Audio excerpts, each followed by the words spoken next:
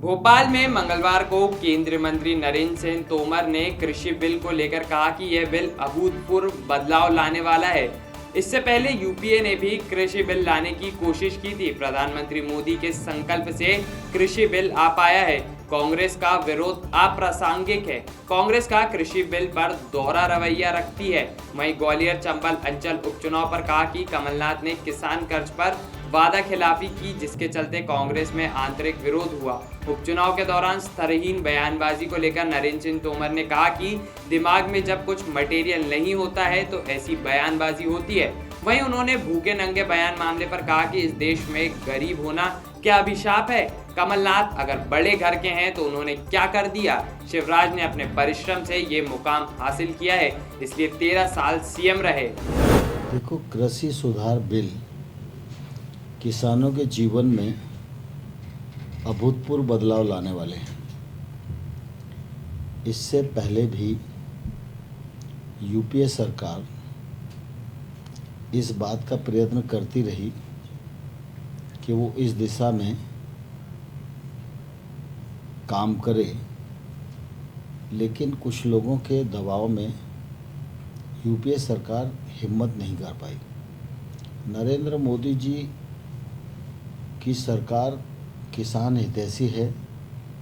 मोदी जी कृषि को मुनाफे में लाने का प्रयत्न कर रहे हैं और इसलिए उन्होंने दृढ़तापूर्वक निर्णय किया और लोकसभा और राज्यसभा से बिल पास हो गए हैं और अब देश भर में ये लागू हो गए। जहाँ तक कांग्रेस का विरोध का सवाल है तो वो विरोध अप्रासंगिक है।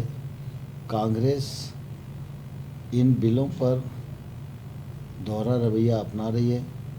एक तरफ मैनिफेस्टो में कुछ अलग घोषणा करती है और धरातल पर आकर दूसरी बात कहती है। कांग्रेस को दो मुही राजनीति से बाज आना चाहिए और जो कृषि सुधार बिल हैं इनका समर्थन करना चाहिए कि कमलनाथ जी सत्ता में है नहीं और कमलनाथ जी सत्ता में आने वाले भी नहीं, और इसलिए कमलनाथ जी जब पिछले बार चुनाव लड़े थे तब भी उन्होंने कर्ज माफ़ी का वायदा किया था। जनता से उन्होंने वादा खिलाफी की और इसी के कारण उनकी पार्टी में आंतरिक विद्रोह हुआ। अभी किसी कांग्रेस के नेता ने कहा कि शिवराज सिंह जी भूखे नंगे घर के हैं, तो इस देश में गरीब होना क्या अभिशाप है? और कमलनाथ जी बड़े घर के हैं तो उन्होंने मध्य प्रदेश के लिए क्या कर दिया? शिवराज सिंह चौहान अगर गरीब घर में पैदा हुए, सरकारी स्कूल में पढ़े और उन्होंने अपने परिश्रम से मुकाम प्राप्त किया, इसीलिए तो मध्य प्रदेश उनके 13 साल के शासनकाल में आगे बढ़ा, इसीलिए इंफ्रास्ट्रक्चर बना, इसीलिए मध्य प्रदेश की ग्रोथ हुई, इसीलिए मध्य प्रदेश की एग्रीकल्चर ग्रोथ देश में सबसे ज़्यादा हुई। तो शिवराज सिंह जी का मूल्यांकन काम के आधार पर होगा या कांग्रेस के नेताओं के बयानबाजी के आधार पर होगा? उपचुनाव में भारतीय जनता पार्टी की स्थिति मजबूत है क्योंकि मतदाताओं ने इनका 15 महीने का शासनकाल देखा है और 15 महीने में जनता हाय तौबा करने लगी थी। कांग्रेस ने वादा खिलाफी की, कमलनाथ जी ने वादा खिलाफी की, लेकिन भ्रष्टाचार भी चरम पर था।